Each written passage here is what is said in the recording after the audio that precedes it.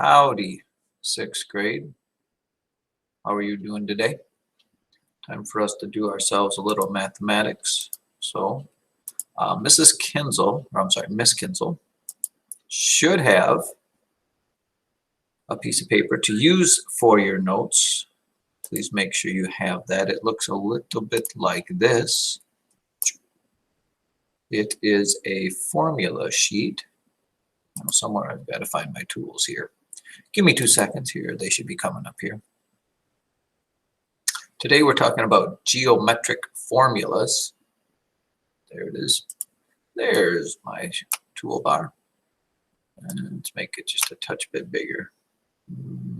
That maybe will work. Okay. And as you know, as you've been told bazillions and thousands and hundreds of times, anytime you're given some sort of a shape in the book, you need to sketch it out and draw the formula and fill in the blanks, but we're going to talk a little bit more about that here. So here you've been given all the formulas for these shapes: a square, a rectangle, a parallelogram, and a triangle. And in math, we try to make things simple, and you will see they give letters that try to stand for, certain things. For example, the letter S equals side. So the perimeter of a square is 4 times whatever each side is. The perimeter of a rectangle is 2 times L, meaning length, plus 2 times width, where the area is length times width. And then we talk about parallelograms. Area is base times height. We talked about the difference between base and height and length times width. And then you've got triangle. Triangle here, just to give you a little heads up here, you'll see that it has S sub 1, S sub 2, S sub 3. And really what that means is they all mean side, side, and side, except with a triangle, all 3 sides could be different lengths. So you can't use the same exact letter to stand for that because letters stand for the same thing. So we label one area. So here, let me give you an example. Here is a triangle, and it is a scalene triangle, which means all 3 sides have different lengths. Let's say this is 2 inches, and this is 6 inches, and this is 5 inches. Because they have all 3 different lengths, I can't just put the letter S for each one, because anytime you use variables in math, they have to stand for the exact same thing. So to show that there's a difference, we put a little subscript there.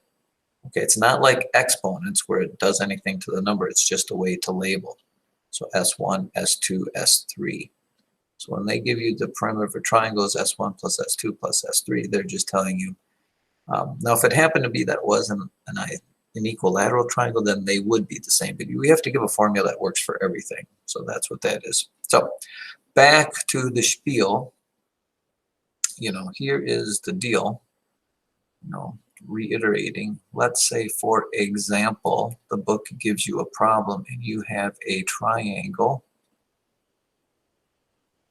And this triangle has, let's see, this is 10 inches, and this is 4 inches, and this is 6 inches, and this is, I don't know, 3 inches or whatever that would be, however that works out. If they ask you to find the area, if you are asked to find the area, ladies and gentlemen, step number 1 is you must sketch out the triangle with its dimensions. Sketch with dimensions. So yes, you are going to have to redraw the triangle as it is as best you can. Mine's not real good there. And in addition to that, you need to give the dimensions that are given: 10 inches, 6 inches, 3 inches, 4 inches. Step number 2 is you are going to have to scooch this up a little bit. You have to write down the formula. List the formula. And the formula for the area of a triangle, as you look up in your formula there, area equals 1/2 base times height. Now, step number 3 is something we haven't talked about a lot, but you need to start doing this. Step number 3 is for every variable, you need to use a parenthesis. Use a parenthesis. So when you rewrite, before you fill in the numbers, I need you to do this. Area equals 1/2, parenthesis for the letter B and parenthesis for the letter H. Then once you have the parentheses, then you fill in the numbers. And we've talked about base and height have to be perpendicular lines. So the base and height of this triangle is going to have to be 10 and 4. So then you can put your 10 and your 4 in there. Need to see those parentheses. Okay, and then last but not least, then you will solve the equation. So area equals, and then 1/2 times 10 is 5, and then 5 times 4 is 20, and obviously it's inches squared. And the reason, ladies and gentlemen, that you really need to kind of get away from using the multiplication sign, because in upper levels of math, that will get confused with the letter X, because X is a very common letter to use for a variable, for things you don't know later on. So using an X for multiplication is just a bad idea and can get very, very, very confusing. And then let's just take a look at the difference between a rectangle and a parallelogram. Remember, rectangles, the definition of a rectangle is that it has 4 right angles. And that's why when we're talking, well, let's do the perimeter of a rectangle. Let's say this is 6 inches and this is 12 inches. So you sketched out your rectangle. You need to write the formula that the perimeter equals 2 times base plus 2 times side. I'm sorry, I'm on the rectangle. Let me, rectangle's right here. 2 times length plus 2 times width. Remember, step number 2 is done. Step number 3 is you need to use parentheses. Perimeter equals 2 times what the length is plus 2 times what the width is. Use parentheses. The length, the longer side is 12 inches, so that goes there. The width is 6 inches, so that goes there. So perimeter equals 24 plus 12, and 24 plus 12, perimeter equals 36 inches. 36 inches.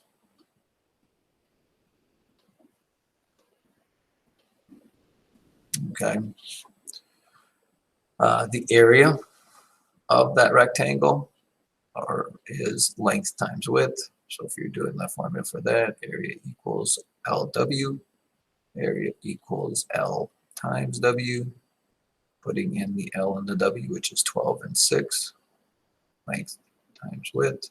12 times 6 is 72 inches squared. Now, how is that different than a parallelogram? That's kind of an exciting noise, isn't it? Parallelogram looks like this. They will have to give you, let's say this is 8 and this is 4. Let's go with centimeters now. You do not have enough info there to find the area of a parallelogram, because the area of a parallelogram is base times height. And reviewing that for you, remember, base times height have to form right angles, and there are no right angles here. So the book will have to definitely give you a dashed line here with a square corner, and that will have to give you a number there.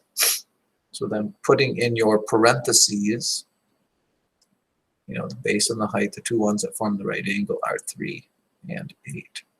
So then area equals 24 centimeters squared.